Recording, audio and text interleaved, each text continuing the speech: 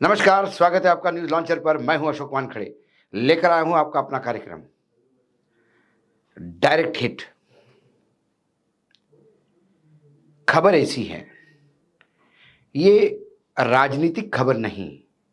कौन कहां जा रहा है, किसने किसको निपटाया, कौन किसके खिलाफ षड्यंत्र कर रहा है, क्या वक्तव्य आ रहा है, मैं उसके झमेले में नहीं पड़ता। आखिर हमारे यहाँ चुनाव होते हैं, सरकारें बनती है, किस लिए बनती हैं? सरकारें इसलिए बनती है कि वो जन कल्याण का काम करे। पूरे राज्य की जनता किसी एक इंसान के पीछे खड़े हुए पार्टी को समर्थन करती है या पार्टी की विचारधारा का समर्थन करती है।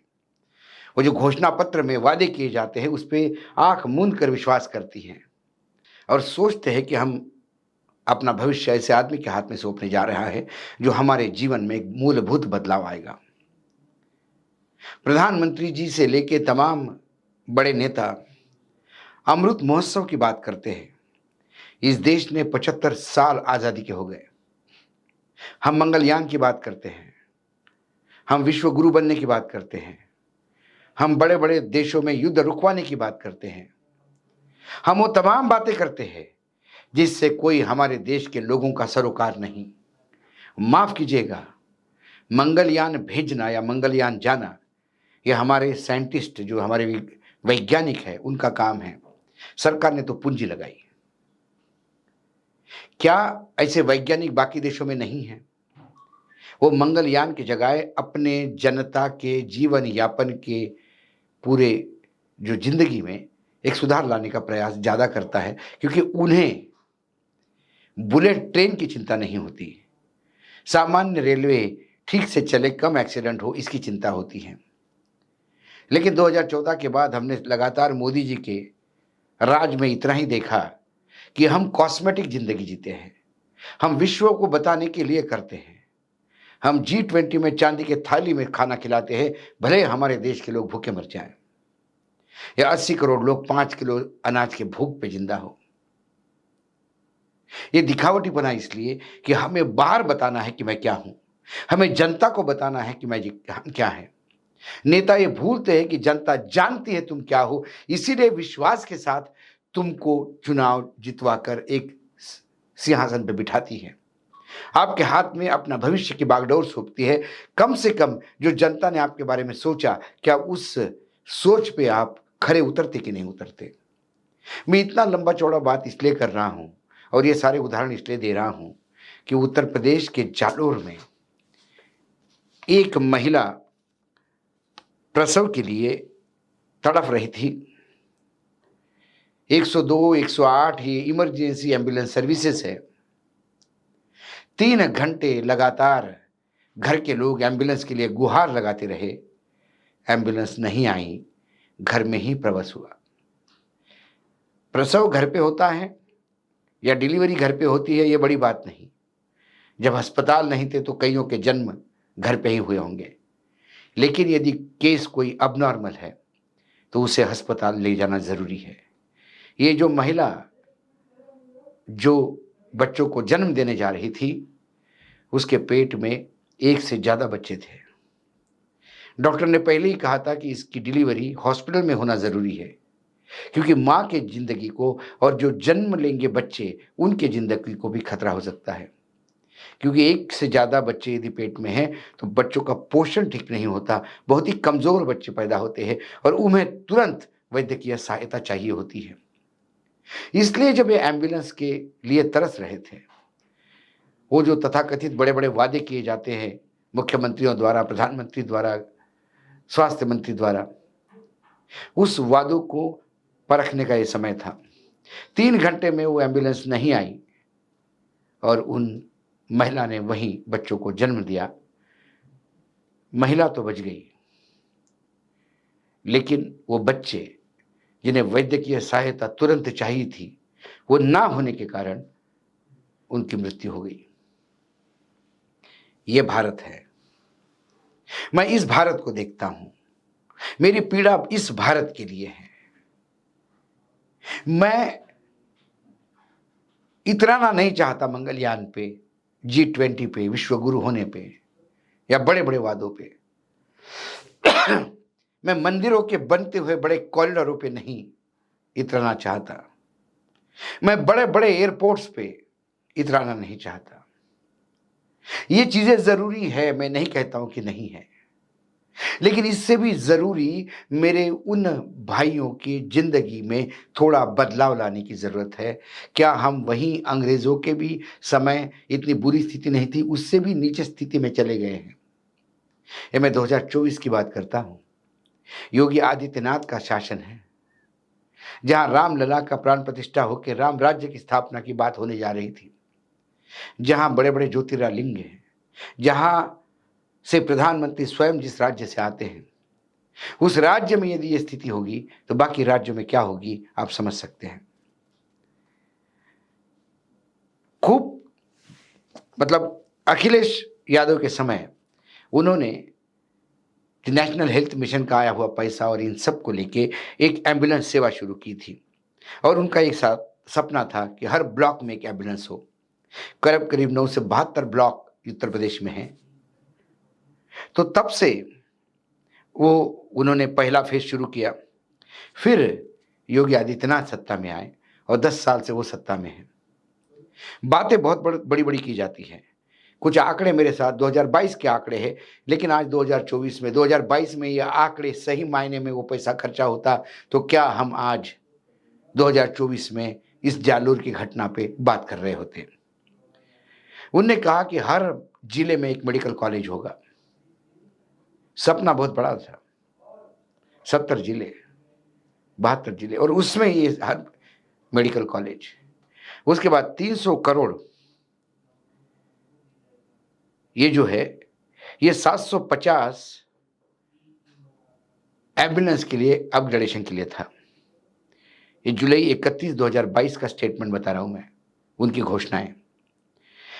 165 करोड़ ये तनख्वाहों पे था जो एम्बुलेंस में ड्राइवर और हेल्पर होते उनके।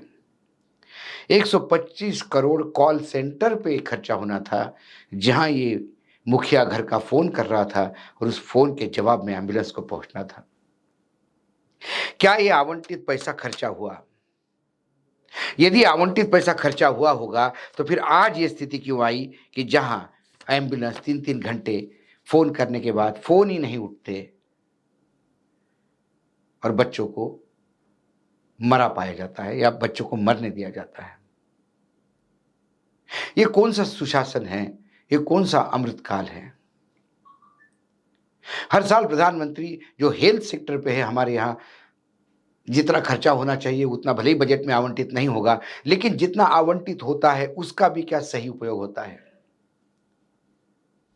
क्योंकि अखिलेश यादव ने ये सिस्टम शुरू किया था, इसलिए आने वाले मुख्यमंत्री ने उसको अटाले में डाल दिया। बीच में कई खबरें आई कि वहां पे एम्बुलेंस के जो ड्राइवर है उनको निकाला गया, ड्राइवर्स नहीं है तो एम्बुलेंस खाली पड़ी हुई है, पार्क पड़ी हुई है।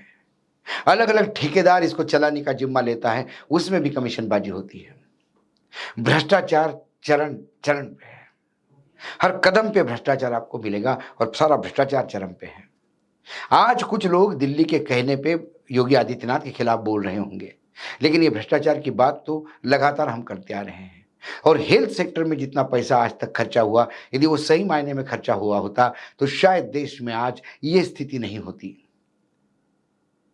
मैं एक और अखबार में एक कहानी पढ़ रहा था। एक जगह ग्रामीण क्षेत्र से महिला अस्पताल लोग लेके जा रहे हैं, कोई साधन नहीं है, एम्बुलेंस भी नहीं है। उनने तो बिना एम्बुलेंस का राह देखे महिला को खटिया पे डाल के लोग खटिया उठा के भाग रहे थे। बरसात का समय है, बीच में नाला और नाले पे इतना पानी कि कहीं बह जाने का डर हो। तो आपको आज ताज्जुब लगेगा, एक जेबीसी खड़ी थी, जो पंजा होता है जो मिट्टी निकालता है, उसके मदद से महिला को उस नाले के एक तीर से दूसरे तीर पे लाया गया। जेबीसी का ऐसा भी उपयोग इस देश में होता है, शायद उस निर्माताओं को भी पता नहीं होगा। यह है स्वास्थ्य सेवाएं हमारे यहां। सैकड़ों नौजवान बच्चे दम तोड़ देते हैं क्योंकि वैद्यकीय सहायता नहीं मिलती। और दुख इस बात का होता है कि जब देश में, राज्य में, उत्तर प्रदेश में खासकर यदि वैद्यकीय सेवाओं का ये स्थिति है, स्वास्थ्य सेवाओं की ये स्थिति है, ऐसे में उस पे काम करने के बजाय हमारे मुख्यमंत्री योगी आदित्यनाथ की चिंता ये होती है कि जो कांवड़िया जाएंगे, यदि कांवड़िया जब जाएंगे हरिद्वार से पानी लेकर निकलेंगे, उन कांवड़ियों के ऊपर हेलीकॉप्टर से फूल कैसे बरसाए जाए। हमारे यहाँ हेलीकॉप्टर का उपयोग कांवड़ियों पे फूल बरसाने के लिए किया जाता है, उनका महिमा मंडन करने के लिए किया जाता है। हमने रामायण महाभारत में सुना था कि जब राम ने रावण की वध किया तो उस पर से पुष्प वृष्टि हुई, लेकिन उन्होंने एक बुराई का अंत करने के बाद पुष्प वृष्टि कराई। यदि कोई हरिद्वार से गंगा का पानी लेकर अपने गांव के शिव मंदिर में चढ़ाता है, उसमें कौन सा पाप का नाश करके पुण्य का काम करने जा रहा है? वो तो अपना कर्तव्य करने जा रहा है। जो रावण को मारना है, आपको गरीबी के रावण को मारना है, जो इंफ्रास्ट्रक्चर की हालत बहुत लचर है उसको मारना है, भ्रष्टाचार को मारना है, किए हुए वादे न निभाने वाले असत्यों को मारना है। यह है आज के कलयुग के रावण। जब इसको मारोगे तो जनता पुष्प वृष्टि करेगी, लेकिन कांवड़ियों पे आप हेलीकॉप्टर से पुष्प बरसाओगे तो जनता गाली ही देगी, फिर आपके ऊपर फूल नहीं पत्थर बरसेंगे। इसीलिए ये खबर मुझे लगा ये डायरेक्ट हिट करती है, मुझे हिट कर गई, आशा है आपको भी हिट करेगी, क्योंकि संवेदना, मानवीय संवेदना अपने पास है। लेकिन मुझे ताज्जुब लगता है हमारे नेताओं के सीने में दिल नहीं होता। शायद यह सर्च का विषय है, रिसर्च का विषय है। यदि दिल होता तो मानवीय संवेदना कहां जाती? इतने संवेदनहीन ये नेता कैसे हो सकते हैं? अपनी प्रायोरिटी छोड़ के दिखावी हुई चीज पे या सिर्फ दिखाने के लिए क्यों खर्चा होता है? सवाल ये है। सीधा हिट करता है योगी जी को। ये 4 बच्चों की मृत्यु, ये शहादत है। ये 4 बच्चे की मृत्यु जवाब मांग रही है प्रदेश के मुख्यमंत्री योगी आदित्यनाथ से। हमारी क्या गलती कि हमारा जन्म उत्तर प्रदेश में हुआ? आप हमारे अभिभावक हैं, आप हमारी रक्षा क्यों नहीं कर पाए? इस सवाल से हिट होंगे योगी, लेकिन सवाल पूछने वाले चाहिए। हम तो जरूर पूछेंगे, क्योंकि हमें लगता है कि कहीं मानवीय संवेदना अभी कुछ बची है। आज न्यूज लॉन्चर पर इतना ही। कल फिर आता हूं किसी विषय के साथ। तब तक के लिए नमस्कार। देखते रहिएगा न्यूज लॉन्चर।